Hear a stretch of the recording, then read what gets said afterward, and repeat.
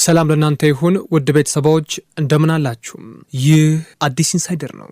ለሰዓቱ የደረሱና አዳዲስ መረጃዎች አሁን ትሰማላችሁ። በቅድሚያም ርዕስቱን አስታውቃችሁ ፋኖን የሚቀላቀለው ኃይልና ጀነራሉ ብዙ እያስባለ ይገኛል። ጀነራሉ ያስደበደቧቸው የብልጽግና ባለስልጣናት ጉዳይም እያነጋገረ ነው።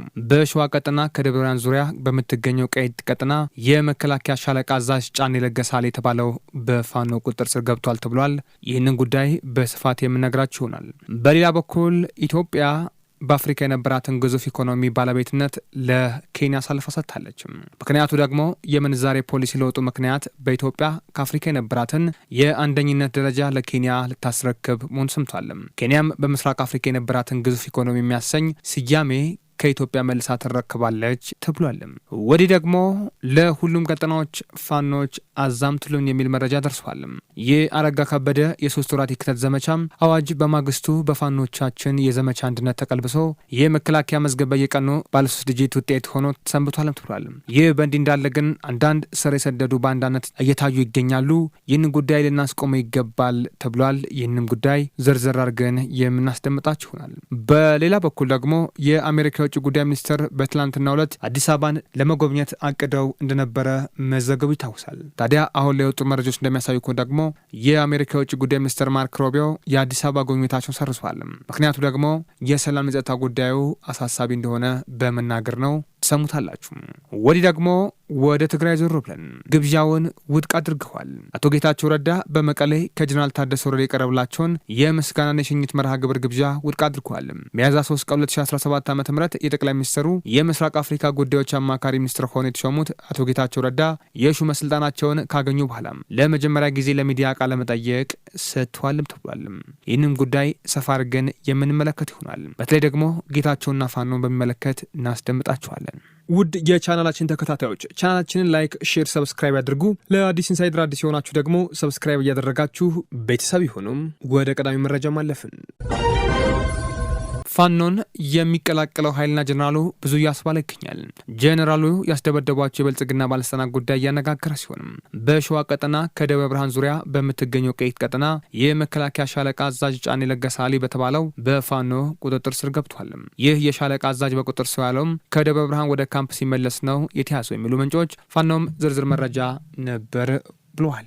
ከአርሶ አደር ለባል ሙያ በሚል በግዳጅ የተሰበሰበን ገንዘብ በድብቅ ለመውሰድ ሲመጣ ነበር የፋኖ ኃይሎች ያዙትም ተብሏል።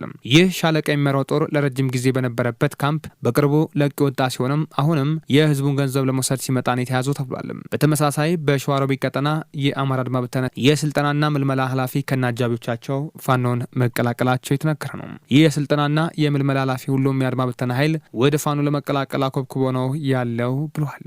በሌላ በኩል ደግሞ በደብረ ማርቆስ ከተማ የመከላከያ ካድሬ አባላት ከከፍተኛ አመራር እስከ ዝቅተኛ አመራር በሁሉም ቦታዎች መመሪያ ሰጥቷቸው 77 ሰው እየመለመሉ ለመከላከያ እንዲያቀርቡ ትእዛዝ ወርዶ በከተማ በሁሉም ቀበሌ ተሰማርተው በዛሬው ዕለት ስራ ጀምሯልም ተብሏል። ወጣቶቹንም ብር እንሰጣለን፣ ቤት እናስወጣቸዋለን እያሉ ወጣቱን አናባብለው ወደ መከላከያ ለማስገባት ጥረት እየተደረገ እንደሆነም ተገልጿል። ይህ በእንዲህ እንዳለ ደግሞ በደቡብ ጎንደር አብናት ለመንግስት ይሰጠናል ያሉና በከተማ ተቀምጦ የነበሩ የፋኖ ኃይሎች 5 የመከላከያ አባላት ከናዛዦቻቸው ገለው መግባታቸው ተዘግቧል።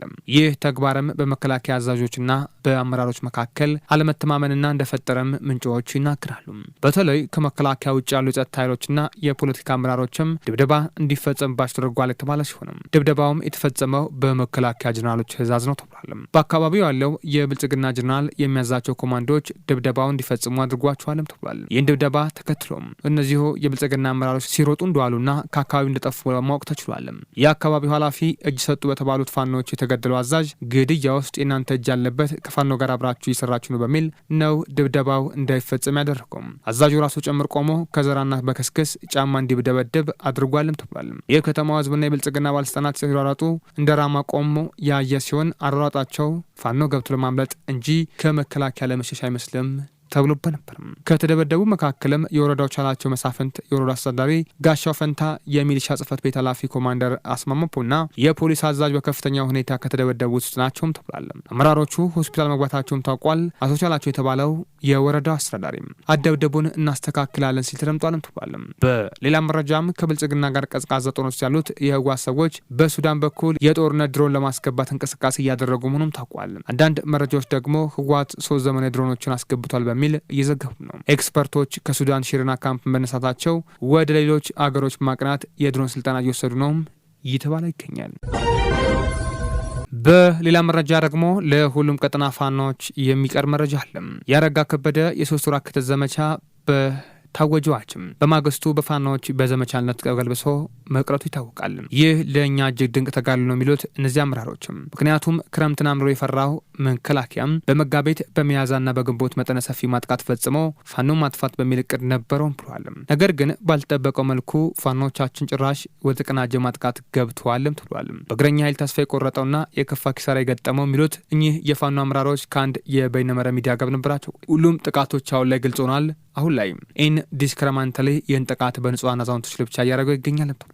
እኛ ደግሞ ለአገዛዙ ምቹ የተባለውን ወቅት ጭራሽ በማጥቃት እንቅስቃሴ እያገባደድን የኛ ወቅት እየገባልን ይገኛል። እስከዚያው ግን የድሮን ጥቃት መከላከል የሚያስችል እንቅስቃሴ መተግበር ግድ ይላልም ተብሏል። ሁኔታዎች ልክ ባልሆነ ትንታኔ የማናናቅና የግድ የለሽ ዝርክርክ እንቅስቃሴና መሳሳባችን በተለያዩ አካባቢዎች ከሰማን በኋላ ተጠያቂው አመራሩ ያለን መነጋገር የለብንም አንድ መሆን ያስፈልጋል ብሏል። ሌላው ልናሰምርበት የሚገባው ይላል የምንፈልገው ነገር ደግሞ ወታደራዊ ምርቃት ፕሮግራሞች የሚፈጥሩት ማህበረሰባዊና የጓዶች መነቃቃት እንዳልሆነም እስከ ክረምቱ ድረስ ግን ጋብ ማድረግ ያስፈልጋል ተብሏል። በሌላ መረጃ የምንዛሬ ፖሊሲ ለውጡ ምክንያት ኢትዮጵያ ከአፍሪካ የነበራትን የአንደኛ ደረጃ ለኬንያ ልታስረክብ ነው። ኬንያ በምስራቅ አፍሪካ የነበራትን ግዙፍ ኢኮኖሚ የሚያሰኝ ስያሜ ከኢትዮጵያ መልሳ ትረክባለች። ዓለም አቀፉ የገንዘብ ተቋም IMF ትላንት ማምሻውን ባወጣው የጸደይ ወቅት የኢኮኖሚ ምልከታ የኢትዮጵያ ገንዘብ ከትላልቅ የውጭ ምንዛሬዎች አንጻር የነበረው ቦታ በኢኮኖሚ ለውጥ አማካኝነት በማዳከሙ ዓመታዊ ጥቅል ምርቱ በዶላር ሲታይ ከፍተኛ ሁኔታ እንዲቀንስ አድርጎታልም ተብሏል። ይህም የአገሪቱ ዓመታዊ ጥቅል ምርት እንደ አውሮፓውያን አቆጣጠር በ2025 ወደ 117 ቢሊዮን ዶላር እንደሚወርድ ነው IMF የተነበየው። በአንጻሩ በ2024 ከሌሎች ጠንካራ ገንዘቦች አንጻር በ21 በመቶ የጠነከረው የኬንያ ሽልንግ የአገሪቱ ዓመታዊ ጥቅል ምርት ወደ 132 ቢሊዮን ዶላር እንዲያድግ ያደረገ በመሆኑም በተጠቀሰው ዓመት በቀጠናው ትልቅ ኢኮኖሚ መሆን የሚያስችለው ቦታ መልሶ እንዲረከብ የሚያደርግ ነው ብሏል። ከ2022 አንስቶ ኢትዮጵያ የምስራቅ አፍሪካ ግዙፍ ኢኮኖሚ በመሆን ቦታውን ከኬንያ ተረክበ የነበረ መሆኑ ይታወሳል። ይህም የአገሪቱ ከሳህራ በታች ባሉ የአፍሪካ ሀገራት ሶስተኛ ትልቅ ኢኮኖሚ መሆን እንድትችል አድርጓትም ነበርም። ሆኖም የብር አቅም ዶላር አንጻር ከ55 በመቶ አካባቢ መዳከም ቦታውን እንድትለቅ የሚያስገድዳት ይሆናልም ተብሏል። በሌላ መረጃ ደግሞ የአሜሪካ የውጭ ጉዳይ ሚኒስትርና የአዲስ አበባ ጉብኝት እንመለከታለን። የአሜሪካ የውጭ ጉዳይ ሚኒስትር ሮቢዮ ያቀዱትን የአዲስ አበባ ጉብኝት መሰረጃው ሰምቷል። የአሜሪካ የውጭ ጉዳይ ሚኒስትር ማርክ ሮቢዮ በአዲስ አበባና በናይሮቢ ለማድረግ ያቀዱትን ጉብኝት መሰረዛቸው ተዘግቧል። ይህ የሆነው የኬንያ ፕሬዚዳንት ዊልያም ሩቶ በዛሬው ዕለት ለ5 ቀናት ጉብኝት ወደ ቻይና ካቀኑ ከሰዓታት በኋላም ነው። እንደ አፍሪካ ኢንተለጀንስ ዘገባ ከሆነ ደግሞ ሩቢዮ በአፍሪካ በሚያደርጉት በዚህ የመጀመሪያ ጉብኝት የጸጥታና የንግድ ጉዳዮችን የሚሸፍን እንደነበር የተገለጸ ሲሆን ላልተወሰነ ጊዜ አራዝሟል ተብሏል። የአፍሪካ ኢንተለጀንስ ዘጋቢ ታዲያ በዚህ ጉዳይ ላይ ባነሱ ሀሳብ ሩቢዮ በተለይ ደግሞ አዲስ አበባን መጎብኘት ያልፈለጉት ካለባቸው የጸጥታ ስጋት ነው ብሏል። ምን ያህል ችግር እንዳለው ያውቃል። በተለይም ደግሞ በፋኖና በመከላከያ መካከል ያለው ጦርነት በየትኛውም ስጋት የአጥቅቶ መጥፋት ጥቃት ሊፈጸም ስለሚችል በመፍራት ነው ብሏል። አዲስ አበባ ላይ ሰላም በመስልም ውስጧ ግን ያስፈራል ሲሉ መናገራቸውን አፍሪካ ኢንተለጀንስ ዘግቧል። በሌላ በኩል ደግሞ ግብዣውን ውድቅ አድርገዋል። አቶ ጌታቸው ረዳ በመቀሌ ከጀነራል ታደሰ ወረደ የቀረበላቸውን የምስጋናና የሽኝት መርሃ ግብር ግብዣ ውድቅ አደረጉ። ሚያዝያ 3 ቀን 2017 ዓ.ም የጠቅላይ ሚኒስትሩ የምስራቅ አፍሪካ ጉዳዮች አማካሪ ሚኒስትር ሆነው የተሾሙት አቶ ጌታቸው ረዳ የሹመት ስልጣናቸውን ካገኙ በኋላ ለመጀመሪያ ጊዜ ለሚዲያ ቃለመጠይቅ ሰጥተዋል። ሚኒስትሩ ዩኤምዲ የተባለ ሚዲያ በትግርኛ ቋንቋ በሰጡት ቃለመጠይቅ በትግራይ በተደረገ የስልጣን ሽግግር የትግራይ ሕዝብ ደህንነትና ሕልውና የሚያስጠብቅ አይደለም ብለውታል። የኢፌዴሪ የፌዴራል ጠቅላይ ሚኒስትር ለደህንነታቸው ያደረጉትን ጥንቃቄ እውቅና በመስጠትም ያመሰገኑት አቶ ጌታቸው በማንኛውም መመዘኛ የትግራይ ህዝብ መልሶ ወደ ጦርነት እንዳይገባ የቻሉትን ሁሉ እንደሚያደርጉ ቃል ገብተዋል። የፕሪቶሪያ የሰላም ስምምነት ከጫፍ እንዲደርስ አበክረው እንደሚሰሩም ገልጸው በትግራይ ክልል የተጀመረው የለውጥ ፍላጎት ወደ ኋላ የሚጎተት ማንኛውም እንቅስቃሴ ተቀባይነት የለውም፣ አይሳካም ብለዋል። ትግራይ ላይ እሳቸውን ለመግደል የተሸረበ ሴራ እንደነበር፣ ይህንም ሸፍሽተው ከትግራይ ፖለቲካ የመውጣት አንዳች ፍላጎት እንደሌላቸው ተናግረዋል። የተደረገው የስልጣን ሽግግር ጠቅላይ ሚኒስትሩ በተገኙበት በትግራይ መቀለል ቢሆንም ትልቅ ትርጉም ይኖር ነበር ያሉትም አቶ ጌታቸው ትላንትን እየመዘዙና ቁርሾና ቂም በቀል በማቀጣጠል ፋይዳ የለውም በማለት ተናግረዋል። እኔ በክብር መሸኘት ቅድሚያ የሚሰጠው አይደለም፣ ቅድሚያ የሚሰጠው በትግራይ ክልል የሰፈነው ህግ አልባ አካሄድ እንዲስተካከል መስራት ነው ሲሉ አክለዋል።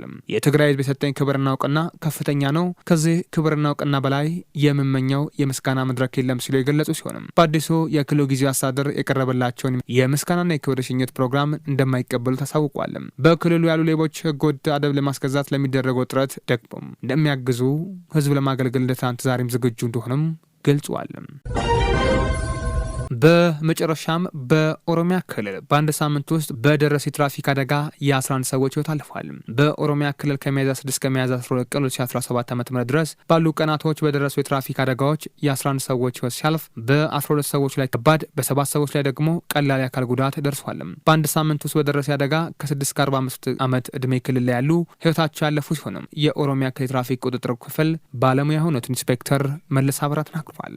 አብዛኞቹ አደጋዎች ተከሰቱ ደግሞ በቀኑና በሌሊቱ ክፍለ ጊዜ ሲሆንም አደጋውን ያደረሱት ወንድ አሽከርካሪዎች ናቸው ብለዋል። የሞት አደጋዎች የደረሱት በጭነት፣ በህዝብ ማመላለሻ፣ በባለ 3 እግር ባጃጅ እና በሞተር ሳይክል የተከሰቱ መሆናቸውንም ገልጿል።